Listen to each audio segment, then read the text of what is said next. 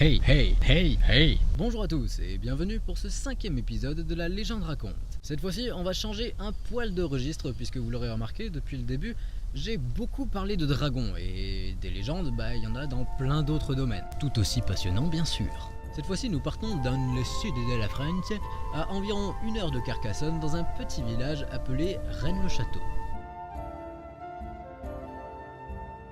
Je ne vous emmène pas à la découverte de ce village pas très intéressant, mais à la découverte d'un personnage très local qui a vécu à Rennes-le-Château et qui est très intéressant de par son histoire, son comportement et surtout ce qu'il a fait à Rennes-le-Château. On parlera ici d'un mystère et d'une énigme encore irrésolue aujourd'hui qui tourne autour du secret de l'abbé Saunière.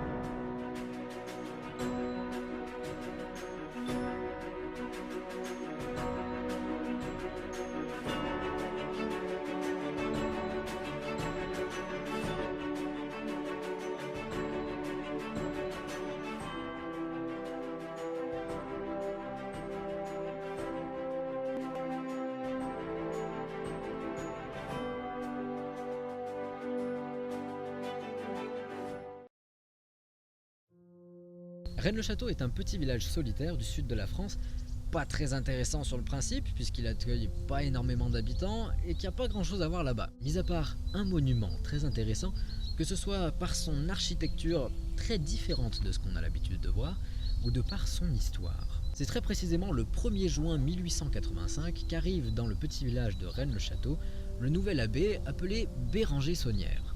La première surprise a été la vétusté des bâtiments, principalement de l'église et du presbytère.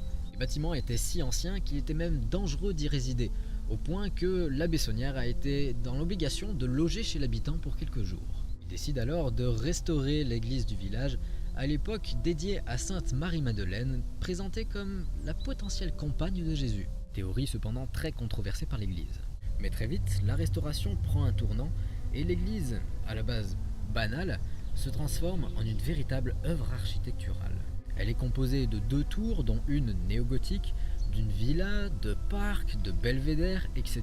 Une vraie œuvre architecturale retapée par un prêtre dans un petit village solitaire avec que des pauvres vieilles maisons. Vous trouvez pas ça un peu bizarre quand même ? La question qui se soulève dans le village et dans les alentours, c'est avec quels moyens a-t-il financé tous ces travaux ? Et c'est là que la légende commence, parce que la légende raconte que ce fameux prêtre aurait trouvé un trésor caché dans son église. Après de sérieuses recherches, plusieurs légendes ont été révélées parlant en effet d'un trésor caché dans la région. Un trésor qui se cacherait sous le rocher de Blanchefort, non loin de Rennes-le-Château, et qui serait gardé par nul autre que le diable en personne. Fait étonnant lorsque l'on sait que l'entrée de l'église qu'a construite l'abbé Saunière est ornée d'un diable.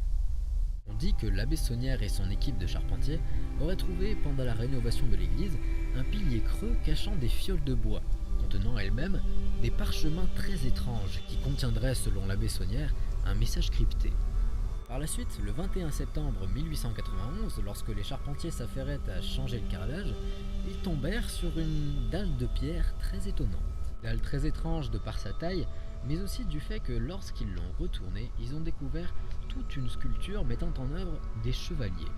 On ne sait pas exactement ce que représente cette dalle, mais certains disent que l'abbé Saunière aurait trouvé en dessous de cette dalle un véritable tombeau qui accueillerait Marie-Madeleine en personne, enfin en os quoi. Mais ce qui est vraiment étonnant, c'est qu'à la découverte de cette dalle, l'abbé Saunière a décidé d'interdire totalement l'accès à l'église à quiconque voulait y entrer. Comme s'il voulait cacher quelque chose, comme s'il voulait que sa découverte ne soit pas connue du reste du village. À la reprise des travaux, l'abbé Saunière employait une jeune demoiselle appelée Marie qui l'aidait dans ses tâches quotidiennes, et surtout ses tâches nocturnes, c'est-à-dire la fouille du cimetière du village. Lorsque la nuit tombait et que tous les habitants dormaient, ils sortaient tous les deux à la recherche de quelque chose. Ils creusaient, retournaient la terre, creusaient des trous extrêmement profonds, voire détruisaient des dalles. Ils étaient indéniablement à la recherche de quelque chose.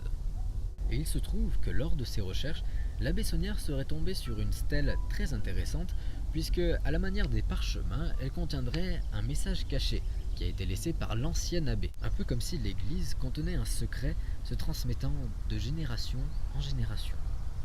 Des suites de ces découvertes et à l'aide de son supérieur Monseigneur Billard, il fit plusieurs allers-retours à Paris.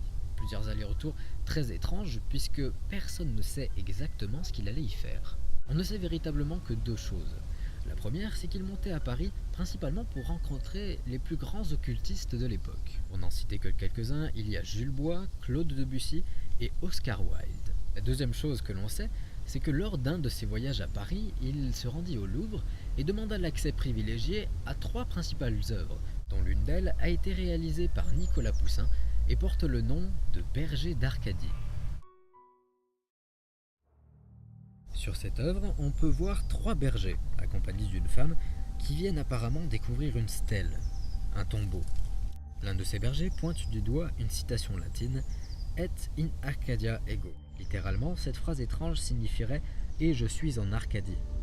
Mais après des recherches poussées de la part de plusieurs personnes différentes, l'on y trouve plusieurs anagrammes. Pour le premier, on trouve « Itego arcana dei », qui pourrait signifier « Va, je cache les secrets de Dieu ». Pour le deuxième anagramme, l'on a rajouté « sum » à la phrase. Pour des raisons grammaticales, la phrase serait plus correcte ainsi. On obtient donc « Tango arcam dei Jesu », qui pourrait être traduit par « Je touche le tombeau de Dieu ». Un troisième anagramme indique « reine par décret de Dieu » et le quatrième anagramme se traduirait par « Je cache l'arche des Indes ». Et oui, si vous vous posez la question, chacune de ces phrases a un lien logique et peut être affiliée à des faits réels. Mais si on se concentre sur la première traduction, l'on obtient un lieu appelé Arcadie. L'Arcadie est un lieu qui existe vraiment, géographiquement parlant, et qui se trouve en Grèce. C'est un endroit réputé difficile d'accès, qui serait à l'époque peuplé principalement de bergers et de leurs bêtes. Peuple guidé par un dieu très particulier, qui est le dieu grec Pan. Non, toujours pas celui-là. Mais par contre, oui, vous avez bien reconnu, c'est bien le dieu dont on a parlé dans la vidéo sur la Saint-Valentin. Je vous mets un petit lien si jamais vous l'avez pas vu. Pan est le dieu des bergers et de leur bétail. Ce sont là plusieurs symboles que l'on peut mettre en parallèle avec la religion catholique qui elle-même en a beaucoup. Ce tableau n'est que symbole, et les experts, encore aujourd'hui, certifient qu'il y a énormément de degrés de lecture et de symboles à analyser. Un des symboles les plus marquants est l'étrange triangle que l'on peut former en reliant les sommets des trois montagnes en fond. En plus de faire allusion à une région très précise du sud de la France, il démontre également un triangle d'or. On l'appelle comme ça puisqu'il contient en son sein le nombre d'or, que l'on appelle aussi le nombre divin. Une de ces montagnes a été clairement identifiée comme étant le Bugarache. Vous savez, la fameuse montagne qui a connu un élan de popularité énorme en 2012. Enfin, à savoir également que ce tableau n'est pas le premier à décrire cette scène. Au contraire, elle a été dessinée, imaginée et sculptée par de nombreux artistes différents.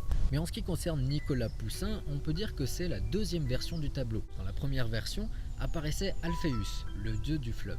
Et il n'est pas là par hasard.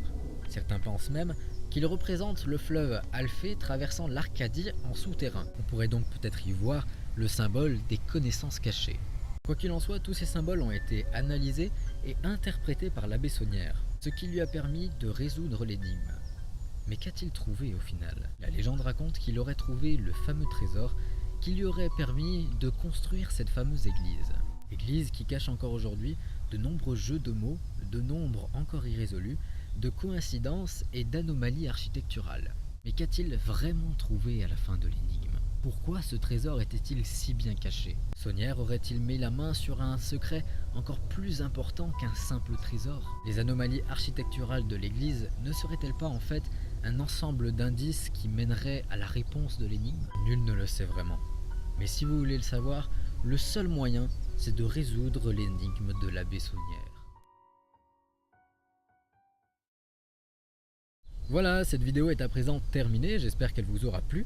En tout cas, moi j'ai adoré la faire, elle a été très intéressante et extrêmement riche. Tellement riche d'ailleurs que les sources que j'ai utilisées, j'ai pas pu tout citer, j'ai pas pu tout expliquer tout simplement parce que sinon la vidéo aurait fait 3 quarts d'heure. Si vous avez trouvé ça aussi intéressant que moi, je vous mets toutes les sources dans la description.